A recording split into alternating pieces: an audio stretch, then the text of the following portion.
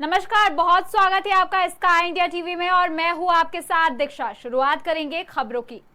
Bharatiya Janata party का गढ़ मानी जाने वाली पंधाना विधानसभा में जब हमारी टीम ने ग्रामीण क्षेत्र के युवाओं से चर्चा की तो भाजपा शासन में हुए विकास कार्यों की सारी सच्चाई सामने आ गई।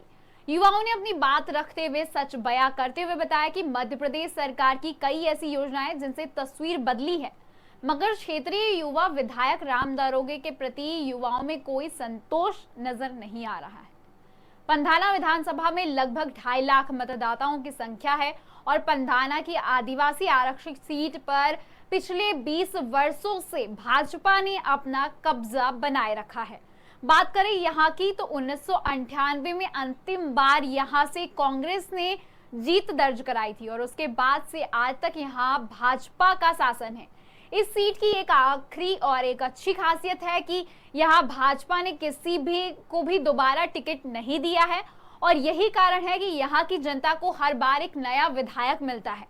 शुक्रवार को हमने पंधाना विधानसभा के सबसे बड़े गांव बोरगांव बुजुर्ग पहुंचकर क्षेत्र के विकास को लेकर ग्रामीण क्षेत्र के युवाओं से चर्चा की और चर्चा में युवाओं ने क्या कुछ कहा, अपने विचार रखें, आइए आपको सुनाते हैं। मध्य प्रदेश में विधानसभा चुनाव होने वाले हैं और चुनाव को लेकर हम खंडवा जिले की पंधाना विधानसभा में अभी मौजूद हैं और इस पंधाना विधानसभा को भारतीय जनता पार्टी का गढ़ माना जाता है। पिछले 20 वर्षों से यहाँ पर भाजपा का एक छत्र राज है। आज हम इस विधानसभा के सबसे बड़े गांव बोरगांव बुजुर्ग में पहुंचे हैं और यहाँ पर युवाओं से चर्चा करने आए हैं कि इस विधानसभा की स्थिति अभी वर्तमान में कैसी है, पूर्व में क्या कुछ यहाँ की समस्याएं रही हैं और आज उनसे हम इस बारे में विस्तृत जानकारी लेंगे, चर्चा करेंगे।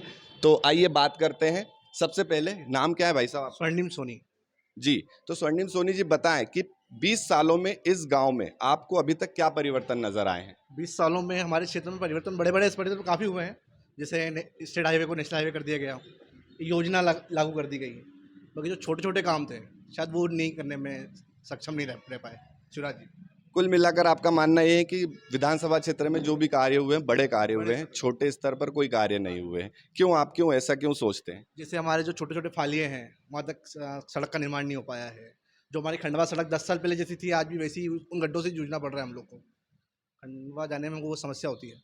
चलिए ठीक है, ये स्वर्णिम सोनी जी थे। इन्होंने बताया कि जो भी परिवर्तन हुए पिछले 10 सालों में सब बड़े लेवल के हुए, छोटे लेवल के कोई कार्य नहीं हुए। अब हम बात करेंगे, क्या नाम है भाई साहब आपका? जी, राहुल कुशवाहा नाम है।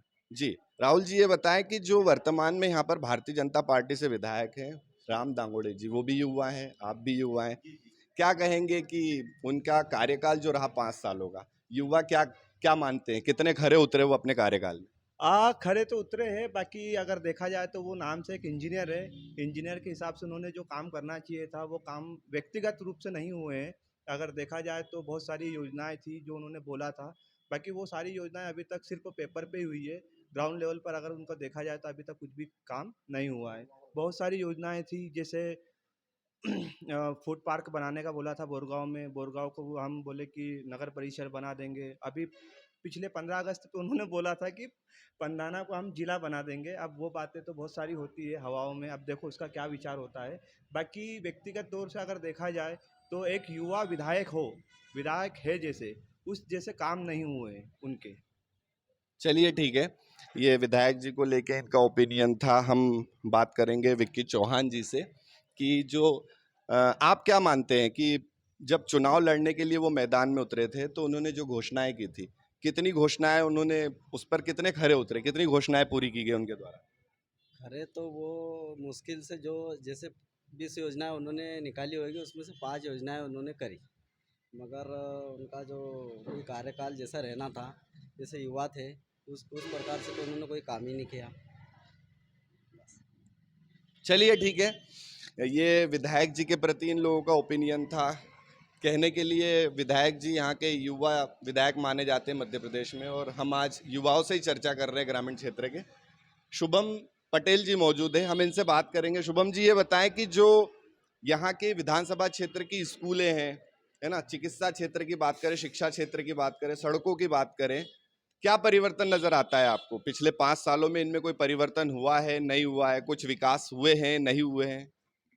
परिवर्तन परिवर्तन तो कुछ भी नहीं हुआ है यहाँ पर। और अगर देखा जाए स्कूलों के हाल, अगर आज आप देखोगे तो किसी टाइम पे वहाँ 1200-1500 बच्चे थे और आज मात्र केवल 400 बच्चों का एडमिशन है, 500 बच्चों का। पढ़ाई जीरो बटे सन्नाटा सन्नाटा है और कार्य मतलब नहीं के बराबर है। तो विधायक जी कह रहे हैं कि विधानसभा क्षेत्र में 6,500 करोड़ रुपए के विकास कार्य हुए हैं, तो परिवर्तन तो आए होंगे। क्यों क्यों ऐसा क्यों लगता है कि युवाओं को परिवर्तन नजर नहीं आ रहा है? जी भाई साहब, उनका बोलने का मतलब अगर ये है कि इतने करोड़ करोड़ की योजना में लाया हूँ, तो हमारे क्षेत्र में बोरगांव बुजुर्ग में ऐसी तो कोई भी हमको योजना नहीं दिखी है और किसी योजना का लाभ नहीं मिला है जिससे हम ग्रामवासी मिलके बोल सके कि हमको इसका लाभ मिला है। चलिए ठीक है, ये मानना है यहाँ के युवाओं का कि ऐसी कोई योजनाएं ग्रामीण क्षेत्रों में नजर नहीं आती है। हम बात करेंगे कलश गुप्ता जी से। कलश गुप्ता जी, ये बताएं कि ऐसी कौन सी योजनाएं हैं मध्य प्रदेश शासन की जो इस बार विधानसभा चुनाव में गेम चेंजर साबित हो सकती है? बहुत सारी योजनाएं जो हमारी प्रदेश सरकार माननीय शिवराज सिंह जी की सरकार ने चालू करी है। जैसे आप अगर महिलाओं के जीवन में एक नया उत्थान लाने की अगर किसी ने कोशिश करी है तो हमारे माननीय मुख्यमंत्री जी ने की है। जैसे कि उन्हें 1250 रुपये की एक सहायता राशि हर महीने उनके द्वारा प्रदान की जा रही है। 450 रुपये में हम गैस सिलेंडर उपलब्ध करवा रहे हैं। तो मेरा मानना यही है कि निश्चित ही 20 सालों में जो प्रदेश सरकार की योजना है वो हर गरीब तक पहुंची है और निश्चित ही अभी आने वाले समय में भी प्रदेश में भारतीय जनता पार्टी की सरकार बनने जा रही है, ये हमें पूरा भरोसा है और हम पहले से अधिक सीटों से जीतेंगे, ये हमारा मानना है। क्योंकि गरीबों के जीवन में अगर बदलाव लाने की अगर कोशिश करी है तो भारतीय जनता पार्टी ने करी है। क्योंकि पहले अगर 1 रुपये केंद्र सरकार या राज्य सरकार से आता था तो उनके प्रधानमंत्री कहते थे कि 85 पैसे उनके खातों में पहुंच नहीं पाते थे, सिर्फ 15 पैसे पहुंचते थे। और आज अगर हमारे माननीय मुख्यमंत्री जी 1250 रुपये की राशि अगर महिलाओं के खातों में डाल रहे हैं तो वो पूरे 1250 रुपये मतलब 1 रुपये का पूरा 1 रुपया आज अगर पहुंच रहा है गरीबों के सीधे खातों में तो वो सिर्फ हमारी भारतीय जनता पार्टी की सरकार के कारण पहुंच रहा है। और निश्चित ही हम इस बार पुनः और अधिक क्षमता से हमारी सरकार बनाने जा रहे हैं। तो ये थे पंधाना के युवा जिन्होंने अपनी बातें रखी हैं। देखिए, चुनाव को लेकर सभी राजनीतिक दल अपने अपने स्तर से तैयारियों में जुटे हुए हैं और पुरजोर मेहनत कर रहे हैं। अब फिर से मध्य प्रदेश में भाजपा अपना शासन काबिज रखती है या परिवर्तन होगा, ये तो मतदान के बाद ही पता चलेगा। फिलहाल के लिए इतना ही। देखते रहिए स्काई इंडिया टीवी। नमस्कार।